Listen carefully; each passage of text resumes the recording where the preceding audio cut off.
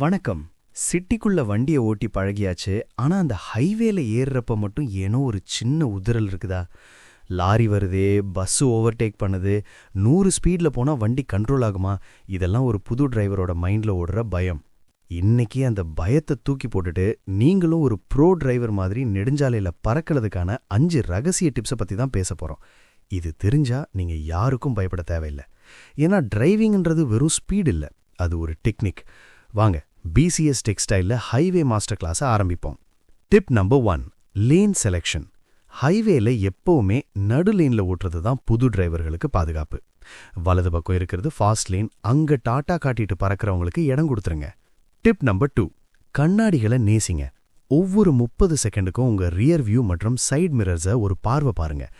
பின்னால என்ன வருதுன்னு தெரிஞ்சாலே உங்க பதட்டம் 50% குறைஞ்சிடும். Tip number 3, 2 second rule. முன்னாடி போற வண்டிக்கும் உங்களுக்கும் குறைஞ்சது 2 செகண்ட் இடைவெளி இருக்கணும். அவங்க திடீர்னு பிரேக் அடிச்சா நீங்க சுதாரிக்கிறதுக்கு இந்த கேப் தான் ரொம்ப முக்கியம். டிப் நம்பர் 4, ஓவர்டேக் பண்ணும்போது ஒரு டியூனர் மாதிரி யூசிங்க.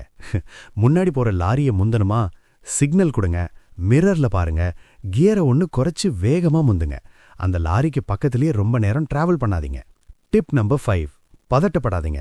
ஸ்டியரிங்க ரொம்ப டைட்டா பிடிக்காதீங்க. வண்டி அதுவா நேரா போகும், நீங்க லேசா கை வச்சிருந்தாலே போதும். மியூசிக்கை மெதுவா வச்சுக்கோங்க, ரோடு மேல மட்டும் கண்ண வைங்க. ஹைவேல ஸ்பீடுன்றது ஒரு போதை மாதிரி. 80-90லே போங்க, அதுவே போதும். நமக்கு தேவை வேகம் இல்ல, பாதுகாப்பான பயணம் தான். இந்த 5 டிப்ஸையும் ஒரு முறை ஃபாலோ பண்ணி பாருங்க. அப்புறம் நீங்களே ஹைவே கிங் ஆயிருவீங்க. உங்க முதல் ஹைவே அனுபவம் எப்படி இருந்ததுன்னு கமெண்ட்ல சொல்லுங்க.